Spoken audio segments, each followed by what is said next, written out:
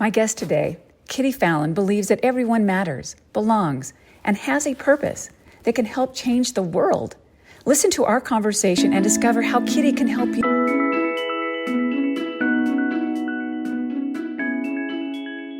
Hi, Kitty. Thank you so much for being my guest on the Choose Courage podcast. I'm thrilled to have this conversation with you today. Terry, I feel so honored to be here. Thank you for inviting me into this space. It's a long time coming. You're welcome, Kitty. We met years ago, and I think by a higher power, whatever it is, a higher force in the universe, we were connected again.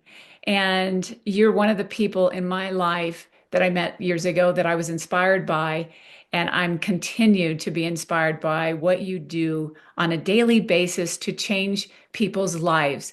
And I just want to tell people right now, you've have quite a background in helping people, and it keeps changing. Or there's a metamorphosis, I think, in what you do. And I think right now you're living your true purpose, our highest calling, and you call yourself a soul guide. Tell me more about that. You're correct, Terry. It's an evolution. I've been evolving what I do, why I do it. I think why I do what I do has been consistent all along, but it's evolved um, from being a counselor, a mental health counselor, to a life coach, and now a soul guide was really my attempt to best describe what it is that I feel compelled. I feel my soul is called to serve in the world for the remainder of my life. And really, it's to help walk with people as they connect with their souls. So it's the connection, and it's sometimes remembering that, yes, I do have this wise part of myself. And then it's creating from that self how others want to create their lives for themselves. And Mhm. so, really, that's what a soul guide is to me, and hopefully, it is to others. So beautiful. I mean, you take it right down to the core that of the of each person. And I'm sure with your background and how many years, what, 30 years you've been doing Yeah, yeah, it, yeah. I've been a counselor and counselor educator and a coach for the last 30 years, that's a long each time. doing pieces of that throughout the 30 years. Right. So I'm sure that you've encountered people that think that who they are, that wise part of themselves, comes from their intellect, their brain, their circumstances, um, the body makeup, their DNA, all of that. And you take You, it further. How you, do you get past that with people? you know what's interesting, Terry, is that in a lot of my experience, people don't even think they have a wise self, Mm. um, a soul. Folks who have a spiritual identity may come to that more easily, but a spiritual identity isn't required.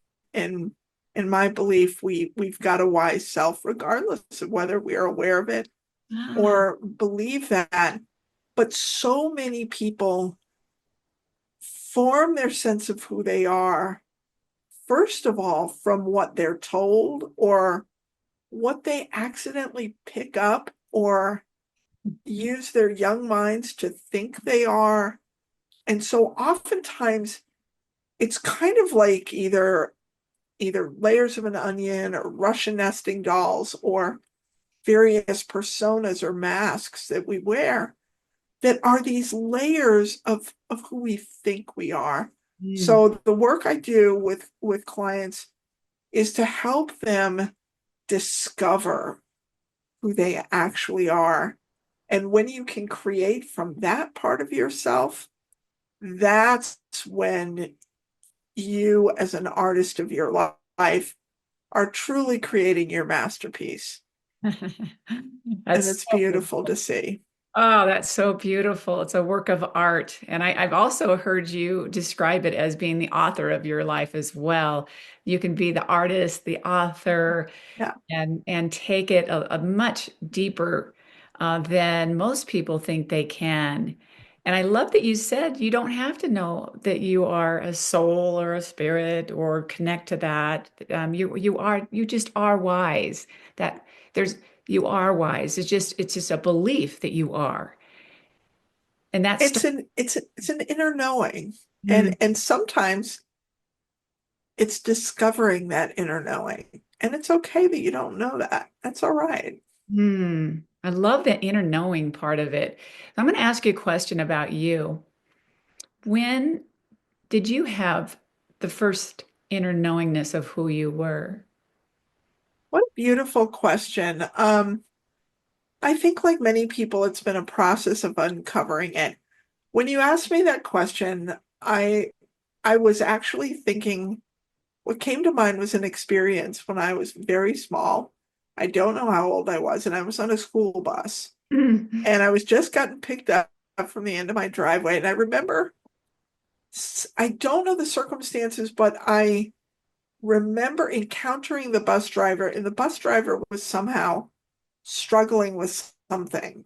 And that triggered within me a compassion. Mm. And I think whatever it was the bus driver was struggling, it had something financial because somehow I think I remember the next day bringing something like $1 or something or $5 and giving it to the bus driver. And that inner sense of compassion and sharing was probably what I'm connecting with now, one of the earlier signs in me that somehow I felt something powerful within me when somebody else was feeling something powerful. And Oh, that connection started there. And I think I might have been in kindergarten. I wow. was small. I have chills. I have chills right now. My hairs are standing up again. It's beautiful. What a beautiful story. And that you can remember that almost in like such detail that you Yeah, I can. Yeah, I can. It's pretty, that's beautiful. And I think a lot of if we do think back in these times in our life, I think a lot of us do have these moments where we realize that there's more to us. Yeah, There's something different.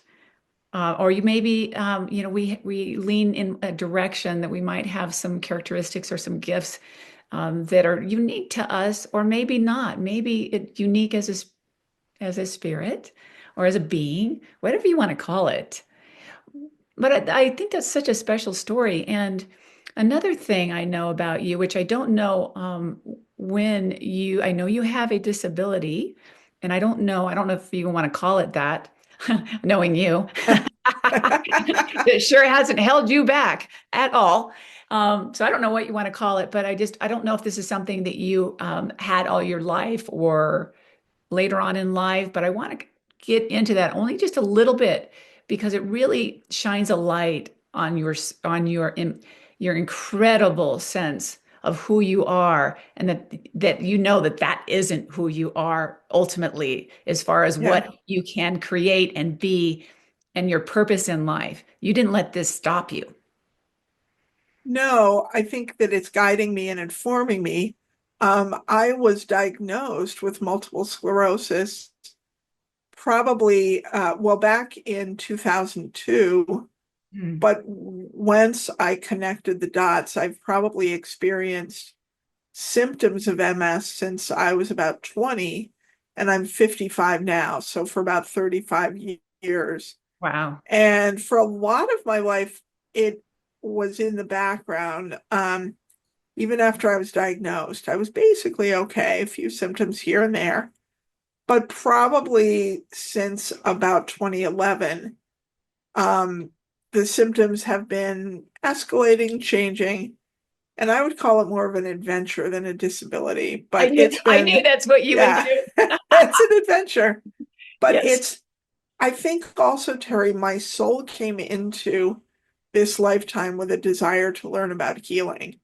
And Ah, for me to learn about healing, it's not something that in life you read textbooks about. It's something you experience. Life is about experiential learning. Yes. And Yeah. so I've lived with an illness to understand what dis-ease feels like.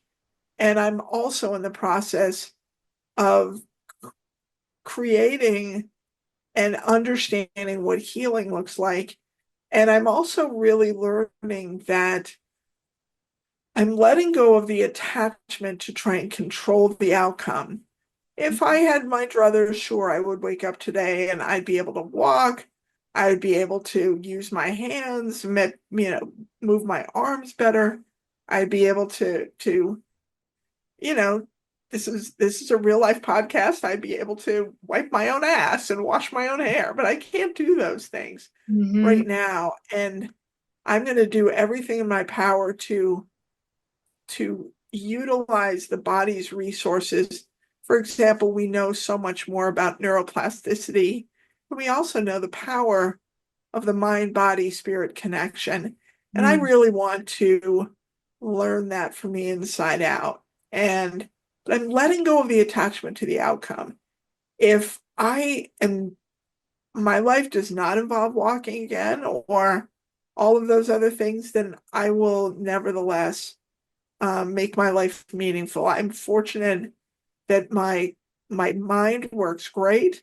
My body is on its own adventure, but and I want to use my mind well. And I sort of joke that on rougher days I feel like a bobblehead. Everything my head works just fine. I can turn my head, but everything else really doesn't move very much. So, but we make it work.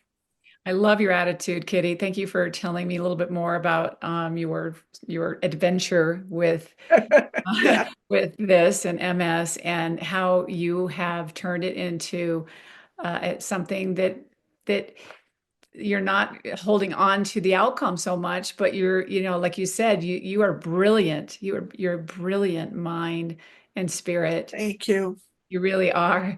And you would never know that you were having some struggles with the body itself. And that in itself, to me, so many people identify with their bodies as who they are. Uh, And I think you've been also looking at this as, okay, this is why I'm here. I'm learning how to learn from this experience and grow. And you have, and you would, you're making a difference and still working with people with your brilliant wisdom. And Thank you. you're welcome. And you're changing lives. And you are in such an inspiration to me. So many people, with something like this happens, they become victims of their I've been circumstance. there. I've Yeah. been there, and I definitely have spent a lot of times what I referred to an awful lot of 2018. I spent in the breakdown lane, as I call it. I just Ah, yeah. because I really was experiencing loss, the loss of over time, over the years, I've lost my absolute love of being a professor. I just adored being a teacher and working with graduate students, becoming counselors. Mm, I chose to give that up because I saw my body and my energy moving in a direction where I couldn't do the work anymore. I've lost the home we loved because it was no longer accessible. I've lost the ability to drive. I had to stop doing that. And ultimately, I lost living at home with my partner. And I've spent the last 17 months living in a nursing home and losing independence, losing control over everything, what time I get up, what my day looks like. As it is right now, we're recording this interview, and I've put the word out, please don't come in my room, but people walk in their room, whether I want it or not. So yes. I've lost a lot, and I've certainly dealt with a tremendous amount of grief and anger and resentment, but that's part of experiential learning. And part of that learning is I am choosing to sit in a whole host of muck. Do I want to stay here? Mm. And recognizing that I can create my own suffering. And do I want to choose that? Um, and there are times when I experience it, but I'm practicing learning how to let go of it and move through it, not move on and forget it ever happened. No, but just to create what I would prefer rather than just say, well, I can't do anything about it. And that's helped a lot. That's amazing. I mean, it's easy thing to do is to say I'm help I don't have any, choice in this. Yeah. And that's Yeah. It's and been a I huge lesson learning how to ask for help. And ultimately, I need help with everything. I needed help putting my headphones on to talk with you today. And so there's humor and humility in that. There's grace in that. Mm. Um, and I've gotten a lot better at asking for help. It helps when you have a body that really doesn't move. You kind of need help for everything. Right, right. So Yeah, it's kind of forced you to ask for help. yeah, And that's a very vulnerable thing. And it also has forced you to make a choice. And you made a choice to not stay in a space where you don't have a choice in how you look at this situation. You can feel it, go through it, and it's very, very, very uncomfortable. It sounds like that you've it's been a process. But it's very interesting, Terry, to discover what freedom looks like and choice look like when, by all apparent circumstances, it would appear like I have no choice and no freedom. But yeah, I think just as we're talking right now, Terry, I think it's hitting me at a new level that I have a tremendous amount of freedom and a tremendous amount of choice. My body may be limited in its ability to move, but I am absolutely free and I do have choice. ugh, And that's a powerful thing. I can create an awful lot from there. yes, That's a good starting point. And it reminds me of Viktor Frankl. I mean, he's one of my heroes in life, losing everything he said in Auschwitz. And he said they can take everything from me, but they cannot take my attitude. And yes. his voice in the back of my head has been with me for years. That is so amazing and powerful. That's a message that we all need to understand because, anything can happen in our life and things do change. That's one thing we can always count on is something's going to change or something out of your control. And how we look at that and how we perceive that and we still have freedom inside of us. And Yeah, I have my own story, which is very similar to this, that it has and it does take really digging deep to see the gift in it. Like, okay, how can I see a gift in this, right? Like you said, I do still have freedom. I still have myself inside. And yeah, I went through an experience in my 20s where I ran into a con artist. And at the end, I lost everything. Fast forward, I was sleeping on my girlfriend's sofa. I saved enough money to rent a room, and it was empty. I had no furniture. I didn't have anything on the walls, and I sat there bawling, crying, crying, crying. wow, Victim, how did this happen to me? I don't deserve this, all of that. And then all of a sudden, like this light bulb went on, and I realized that even though someone could take away this, and this material things, or even emotionally, I still had my soul, and yeah, and no one could take that away from me. And that is, absolutely. yeah, and that's been a gift my entire life to know that. And I'd be curious if it was your soul who turned on the light bulb. Yes, it was. Yeah. What a powerful question it was. Um, yeah. And that soul, and the way you describe that, Terry, is, in my experience, the soul is always with you, even when you are sitting in emptiness. The Mm. soul is sitting right with you, and the soul is nothing but loving and supportive, and everything that love, the full spectrum of how love is truly expressed. That is your soul. And that soul was wrapping you at the moment when you felt the lowest. It was ready to turn on the light bulb. Oh my How God. beautiful. It's so beautiful. Thank you so much for your expression of that.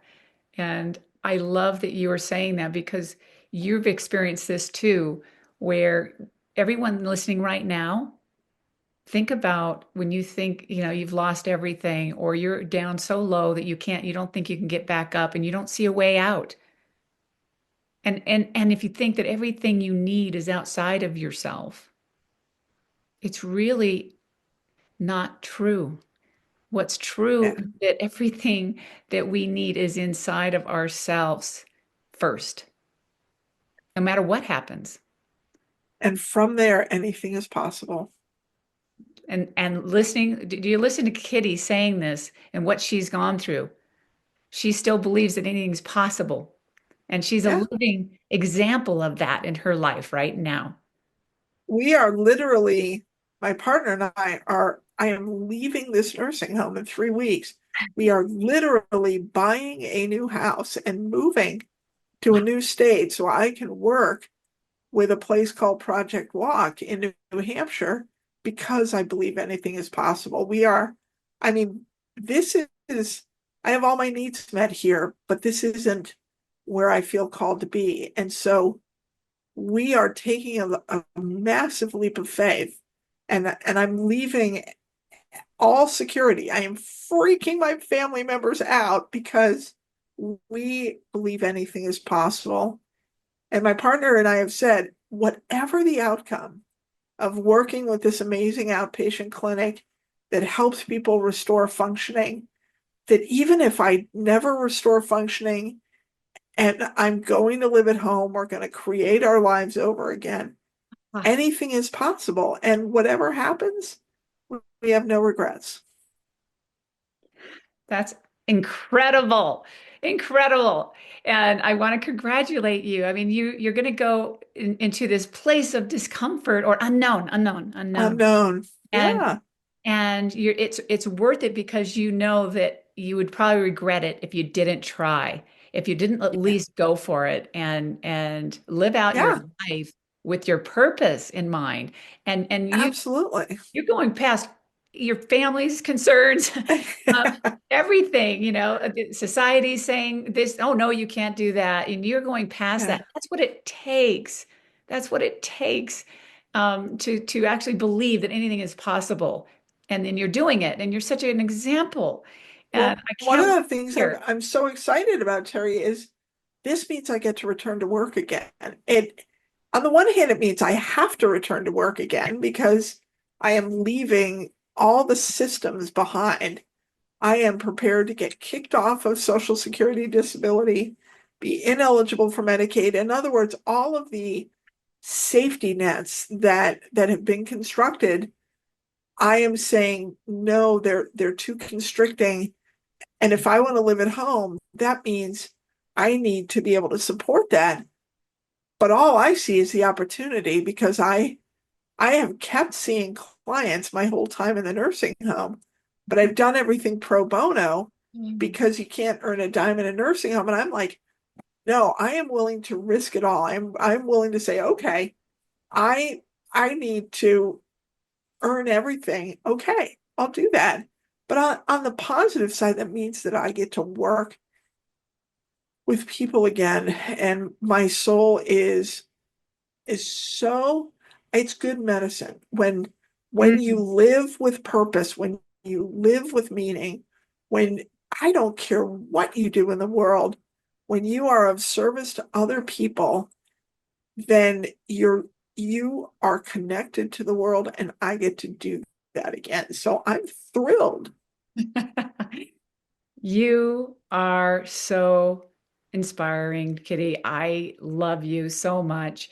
Thank you Thank so you. much for being a light for all of us, that you're going against all the odds to have your purpose and passion and meaning in your life. And what an example for everyone listening right now. There's no excuse. There's no excuse to go for it. Really, You truly. know, and here's what I believe, Terry, is that everyone who's listening, everyone who has a pulse, has a purpose, Mm, and we need you. mm, This world needs you. This world needs you. If you are somebody who walks down the street and has a practice of looking people in the eye and smiling, that is a tremendously important purpose. Whatever you have to bring to the world needs you, and we need you now more than ever. And so you're not here by accident. And and so just know that even like you were saying, Terry, when you were sitting in that empty apartment, feeling so disconnected from so much having been betrayed by this person, that's when the light bulb went on, and it's when you began to reconnect with mm, the world. And, if I wasn't here tomorrow, the one message I would want to say is everybody matters and everybody belongs. mm. And my wish is to spread that so Yeah. people remember. And then once you remember that you belong and have purpose, then connecting with others and remember so do they. And we all have value. And out of that, we're going to help heal the world. Wow. What a powerful message that you are sharing with us today. And this is a purpose that will change the world. You are changing the world by Thank helping you. other people understand that they matter, that Thank you. that they matter and that they have a purpose. And I agree, I couldn't agree with you more. That do whatever it takes. Do whatever it takes, and Kitty can help you get there. She's so powerful. She's lived, she's walked the talk. She walks I've the rolled the talk now. or not I've literally. rolled the talk. I sort of refer when I go out with friends that we go strolling. I roll and they strut. There you go. So, There you go. yeah, But you come from experience, and that's so powerful, and that we are here for a purpose to change the we world. are. And It's to everyone help out there heal the listening, world. yes, you do matter. You do matter, and it's important to keep going and not giving up on making an impact. And that's what we're talking Yeah, about today. And this has been a most inspiring, powerful message from Kitty. So, Kitty, two things. How can people get a hold of you, and what can you do for people? I know you do coaching, and we'll make sure that everyone has that on the podcast sure. here as well. And then please leave one thing that people can do today after Oh listening my to your podcast gosh. to What a make a beautiful difference. question. The one thing I'm asking right now, I'm asking my own guides for guidance because this is such an important question, Terry, that after the podcast, if you're listening, take a moment and just quiet yourself down for a moment and listen through the noise, through the for those of us who know how and remember how to work old time radios, when you're adjusting the radio, you'll get a lot of static. Static is a lot of times all the voices and the noise in your head. Listen through those until it gets very quiet, and ask your soul, or just say to your soul, I'm here, and listen for what comes back, Mm, and practice that just a little bit. mm. I listened to, and I read recently and I can't recall which author it was because I have a bunch of books going at once. But there was something I read that inspired asking, what what does my soul want me to know today? So Ah, just practice asking and listen, and you will hear something. It may take a while. It may take a while to quiet yourself down, and that's okay. mm. But trust that you will hear something in response. And as far as getting a hold of me, I'm kind of old school. You'll have the web link, but you can reach me on my cell phone or my email, and I am just looking forward to and trusting that if people feel called to work together, that we will. And I would love the opportunity. And I truly, when I work with my clients, I feel so grateful for the chance to be with somebody as they reconnect with their soul. It's so life affirming, and um, it's what we need right now. And Terry, I want you to know that you are helping spread the word that we learn. And when we learn, it's important that we share what we learn. You have a platform where you invite people to share what life has been about for them. And I love that it's about courage, Mm. because life is about courage. And you have the brightest light within you. You really do. I'm sitting here, I get to stare at your light, and it just comes right through you. Thank And, you. and you are living your purpose, and you are helping Thank you. brighten the world and bring light into the world. So I'm grateful to know you and to love you. Thank you. Oh, you're welcome. And it's such an honor to share this space with you today and to Thank you. share your soul, your spirit, your wisdom, your love, and your purpose. And it's the greatest honor I could possibly have. And anyone Thank listening you. today, I'm sure you've been moved.